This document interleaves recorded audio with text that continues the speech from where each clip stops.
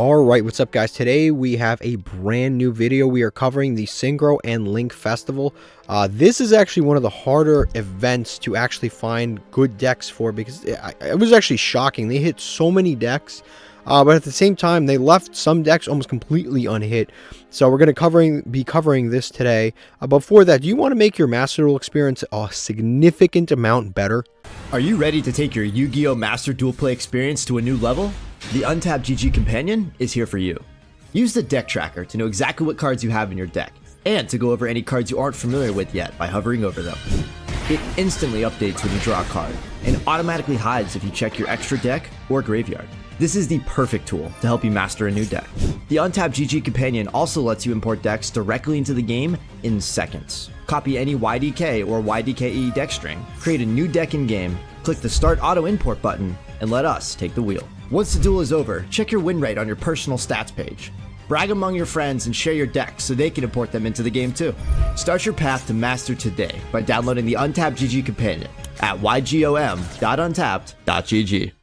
So first up, real quick, let's look at the loner decks here. We've got Infernobles. This deck is actually really good. This is pretty close to what you would play like in a real deck. It's actually really good. This is a solid loner deck. They actually did an excellent job with this. You have Ashes, you have Call by the Graves, you have a lot of the stuff that you would need. You have the field spell, the new field spell. Like, this is a really solid deck. Like, I can't even really say anything negative. We've got the Dragoonity deck. Again, maybe not as competitive as the Noble Knight deck, but still a fairly competitive deck, definitely worth taking a look at. And then you've got the Agent deck, which is also, I don't know, it's not as competitive as maybe the Infernoble Knight deck, but definitely a good contender. I would definitely say that for sure. But if I was going to go with anything, probably the Infernoble Knight deck. What's cool about the Agents is they don't have it here, but you can actually play Sprite Elf, and it works quite well with this deck because you do have level 2s that are important. So you can actually, like, for example, the Agent of Mystery is a level 2. These are level 2, but you wouldn't summon these back. But this you can summon back, and it's a level 2, and you can search every single turn because it adds whenever... this adds on normal summon, but you can bring back cards like this and others. So it's actually quite good. Alright, so I have 5 decks for you guys today. The first one is Tenyi Swordsoul. They are trying to promote this deck because... they are giving it away for free if you're a new player, essentially. It's a little bit of a weird thing where a new player or a returning player can get a code from a player that is like a veteran player, and then they can basically earn rewards for both the veteran player and themselves. It's kind of a weirder situation that you can do, but you can only like earn one at a time. But basically it's a campaign to get new players a decent deck, and Swordsoul is a pretty solid deck. I mean, it's a fairly competitive deck.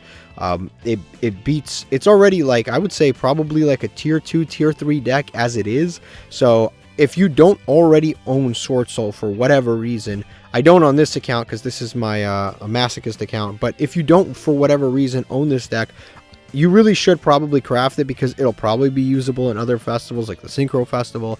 If they do like a Synchro Exceed Festival, this is still going to be usable.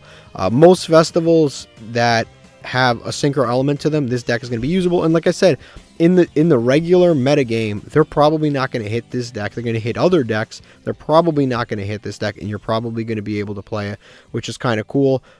So I would suggest, if you don't own it, probably you should craft this deck or try to get it for free if you can through the new campaign. All right, next up, we've got Ghoti. So Ghoti is a fish synchro deck. It's one of the stronger, like, pure synchro decks that you can play.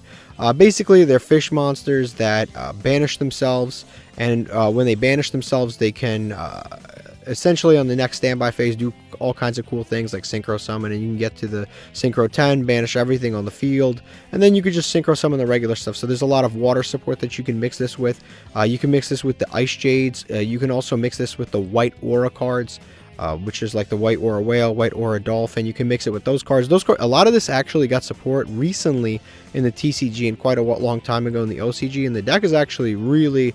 I wish the new cards were in this, but even without the new cards, this deck is 100% at full power. It is about as good as it's going to get, and there's a lot of cool things that you can do with the deck. Like I said, it's a banish... It's a fish deck that synchro summons, but also benefits from being banished. So it is quite a cool deck. You can even... D-Shifter, I believe, is hit on this banless, but you could possibly even play that if you really wanted to, you know, outside of this event. I'm pretty sure it got hit in this event, but overall the deck is quite good. You have things like Crossout. Crossout you can even use, you can banish your own card, and then in a pinch you can use Crossout, and then next standby phase activate it. You also have, you know, Gold Sarcophagus, but overall a fairly strong deck. I don't know if it's as strong as Swordsoul, but you can definitely get away with a lot of stuff with this deck, and it's definitely better than most decks out there in this particular event. Next up is Going Second Sky Strikers. This deck is not hit at all, and you don't have to play around Maxi. So overall the deck is quite strong. You have all the usual stuff. You have all of the hand traps, because this deck is very hand trap heavy, and then you've got all the other stuff that you can play. So you play a bunch of Going Second cards like Change of Heart and Harpy's Feather Duster and Raigeki and stuff like that. And the deck is very good at searching all of the cards that you need to search. The deck is very good at searching those cards. So if you need to pop something, you can search it. If you need to attack directly, you can attack directly anytime you want. You can go into access code talker with ease. You have pretty much access to everything. The deck is essentially unhit now. The only thing it's really missing is one copy of Mobilize Engage. Okay, I mean, I understand it searches and draws. That's awesome. And then it's also technically missing two more copies of Hornet Drones, which is essentially just a monster anyway. That's all this is. It just summons a Sky Striker token in the spawn trap in the main monster zone, and then you can go into your link monsters. But you have three Rays and a Rose, or 3 Rows if you really wanted to play 3 Rows, you could. But you have 3 Rays and 3 Rows if you want to. The deck is very, very, very consistent, very good at breaking boards. The only thing it's really, I could say, is missing is Evenly Matched, because Evenly Matched is not here on this list. But you have Raigekis, Harpy's Feather Dusters, Lightning Storms. You have access to all of that stuff. Whatever you have, just throw in there. Just as long as they're spell cards that destroy your opponent's board or the hand traps, you just mix that into a Sky Striker engine, and you're pretty much good to go. This deck can pretty much break every single board that exists out there, and on top of that, it has a very good grind game. So this might even be like a sleeper deck. This might even be the best deck in the entire event, and nobody's even talking about it or looking at it. Next is Noble Knights. This deck is a loner deck, but also you can build your own, and building your own is probably going to be better, because then you can kind of build the kind of deck that you want to play. But yeah, this deck is very, very, very consistent. It's a very long combo deck. A little, maybe the Artorias line gets hit a little bit, but for the most part, this deck is pretty much at full power. Yeah, the Artorias, like I said, the Artorias line maybe gets a little bit hit, but for the most part, this deck is pretty much at full power. And it's got all of the new cards that just recently came out, and they're obviously very, very good. You no longer have to play like the Aqua Dolphin if you don't want to, with the mouse and the Aqua Dolphin. You don't have to do all that if you don't want to. I mean, you could if you wanted to, but the deck is very consistent, and if anything, there's no max C. So the deck really, not only is it essentially at full power, plus there's no max C to play around, so it is probably at its best that it could possibly be played. Again, you have a few different options in this festival. There's some good options, but there's not a lot of options. It's not like usually I'll say like 5 decks and I'll present like 7 or 8 decks, but today I actually mean it's probably like 5 decks that are actually good. A little tighter of a lineup today, but Noble Knights is very strong. If you don't have it, the pack's still out there. You could very easily pull cards and produce yourself a pretty strong deck out of this. All right, the last deck is Scareclaw. At the same time, you could do Scareclaw, or you can do the other deck, which is Manium. You can play either one.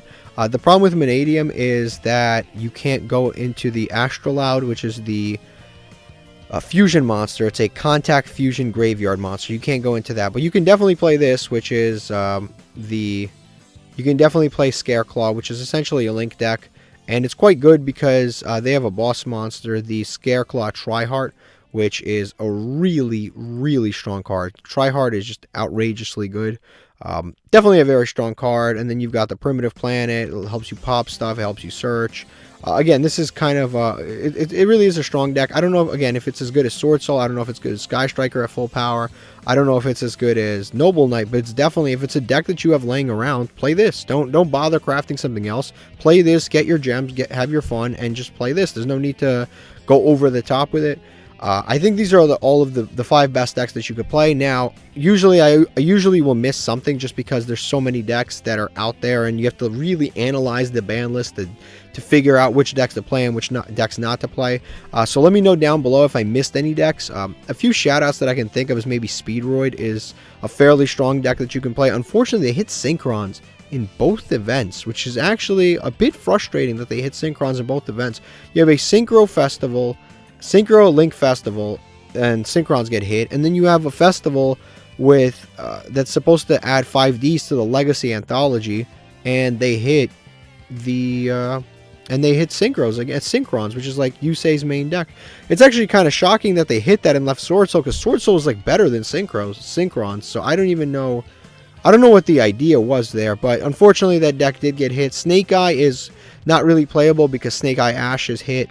But if you have any other ideas for decks, let me know in the comment section down below, and thank you for watching. La la la la la la la.